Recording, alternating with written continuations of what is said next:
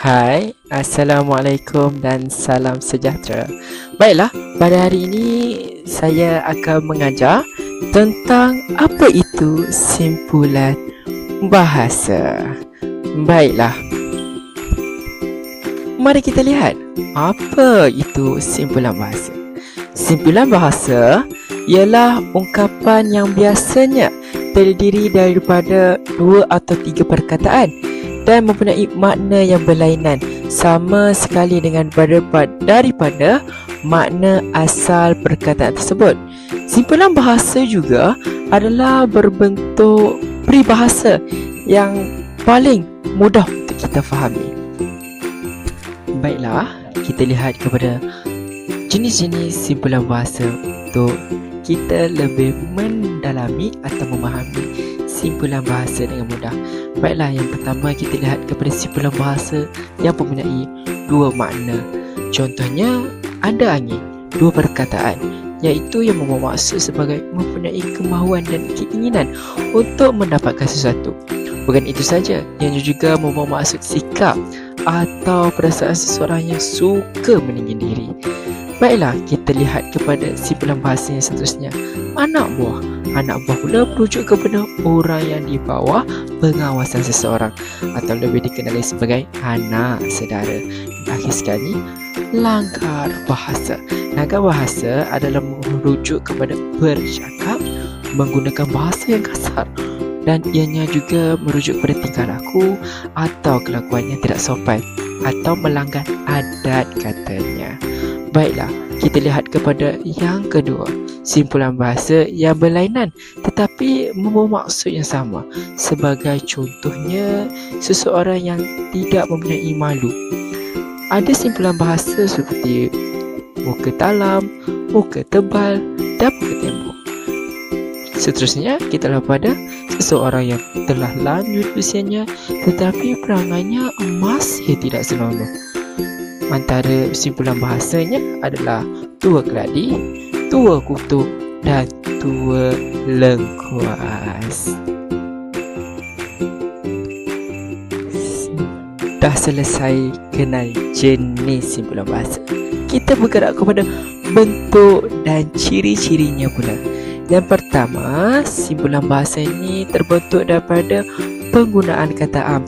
Contohnya, anak buah, buah tangan dan lipas kudung.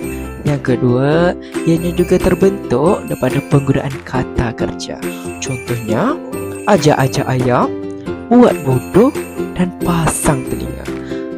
Ajak, buat dan pasang merupakan kata kerja yang terdapat dalam simpulan bahasa ini. Baiklah, yang ketiga, ianya juga terbentuk daripada penggunaan kata adjektif. Sebagai contoh perkataan simpulan bahasanya adalah besar kepala, bodoh sepat dan kecil hati. Besar, bodoh dan kecil merupakan kata adjektif. Seterusnya, yang keempat, ianya merujuk kepada terbentuk daripada penggunaan kata nama khas. Contohnya, Abu Jahal, Mat Jenin dan Pak Kaduk. Kesemuanya ini merujuk kepada seseorang individu dan ianya sesuai dengan perangainya, kita rujuk kepada orang lain. Dan yang kelima, ianya merujuk kepada terbentuk daripada nilai kepercayaan.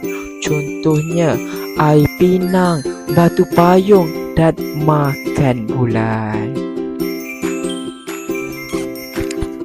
Kita sudah selesai mengenali bentuk dan ciri, dan mesti kita akan lihat contoh-contoh peribahasa pula. Baiklah, di dalam jadual ini terdapat beberapa contoh simpulan bahasa. Antaranya, ada angin yang bermaksud berkelakuan luar biasa pada sesuatu ketika. Batu api, orang yang suka maksud. Berat mulut, malah bercakap ataupun orang yang sebenarnya tidak suka berkata-kata. Buta huruf, orang yang tidak pandai membaca dan menulis. Seterusnya, hati batu, degil atau keras hati. Kaki bangkuk, tidak berkebolehan bermain bola, dan kecil hati yang membawa maksud sebagai mudah tersinggung. Nampak mudah tapi membawa maksud yang berlainan. Dua perkataan yang berbeza dan sudah biasa kita dengari. Namun apabila dua perkataan ini digabungkan, ia membawa maksud yang berlainan. Itulah simpulan bahasa. Selesai sudah penerangan tentang simpulan bahasa. Baiklah, kita bergerak kepada kuis simpulan bahasa yang disediakan kepada semua pelajar untuk meningkatkan kefahaman mereka dalam simpulan bahasa ini. Mari kita bermain kuis simpulan bahasa. Mari kita lihat bersama.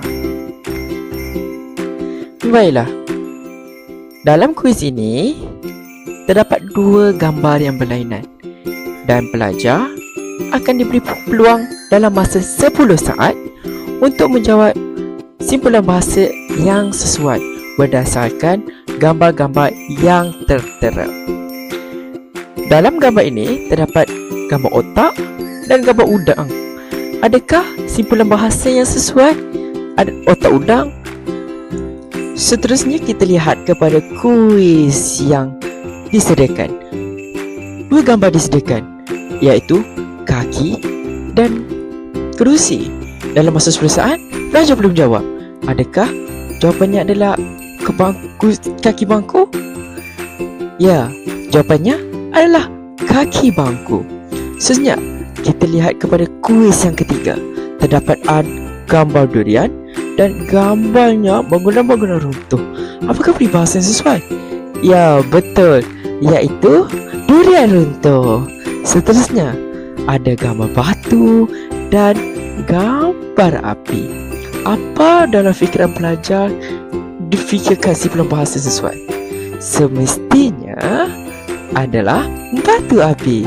Dan kuis seterusnya ada gambar anak dan gambar emas. Apa dia ya? Ya, sudah tentu anak emas. Baiklah, berdasarkan semua bahan batu mengajar yang saya buat, guru-guru dapat menggunakan set induksi secara digital ini dengan lebih mudah hanya menggunakan platform Microsoft PowerPoint sahaja, dan guru dapat mengubah suaranya dengan mengikut cita rasa mereka sendiri. Itu sahaja daripada saya tentang hasil pembelajaran kita pada hari ini. Sekian, terima kasih.